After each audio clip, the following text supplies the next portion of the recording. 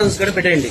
Allowed లేదని ఈడ కదండి, మీరు ఎంట్రన్స్ లో పెట్టండి. మీరు మీడియా దేనికి రాకూడదు అని చెప్పండి. ఇప్పుడు చెప్పారు కదా, ఎవరు చెప్పింది మీకు? ఎన్నోసార్లు 1 టౌన్ 2 టౌన్ అడగాలన్నా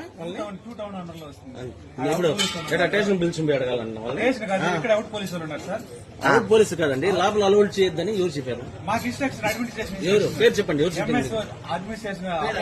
ఆయన పేరు చెప్పండి, గవర్నమెంట్ గానీ ఎవరు పేరు చెప్పండి అండి.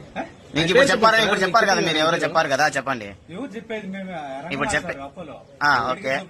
వార్డులోగా ఎమ్మెల్సీ కేసు అయిన వాళ్ళు వీడియో గానీ రికార్డింగ్ గానీ బయట మనుషులు అనాథరైజ్ ఎవరు రాకూడదు. బయట మనుషులు media is public servant, media is public servant. Media వాళ్ళు రావద్దని చెప్పారు. రాకూడదని చెప్పలేదు, లోగా పోయి మాట్లాడి పరామర్శించేసి రావచ్చు కానీ వీడియోలు తీయకూడదు. వాళ్ళతో ఇప్పుడు పేషెంట్ ఫోటోలు తీయకూడదు, ప్రొహిబిటెడ్.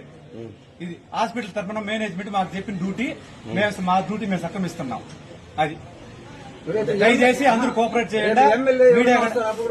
వాళ్ళు అప్పుడు చెప్పొచ్చు కదా ముందుగా ఇంటిమేషన్ తీసి ఎక్కడ అడ్మినిస్ట్రేషన్ కి లెటర్ ఇస్తారు, ఏమనేసి వస్తున్నారని విఐపీ వస్తున్నారని. అందుకని వాళ్ళు పోలీసు వస్తే మేము వదులుతాం. అది అవునా? రెస్పాన్సిబిలిటీ. కాబట్టి మమ్మల్ని ఎవరు ఇబ్బంది పెట్టాలి management. My name Delhi Babu, okay. Supervisor ఇక్కడనా? ఓకే, మంచిది.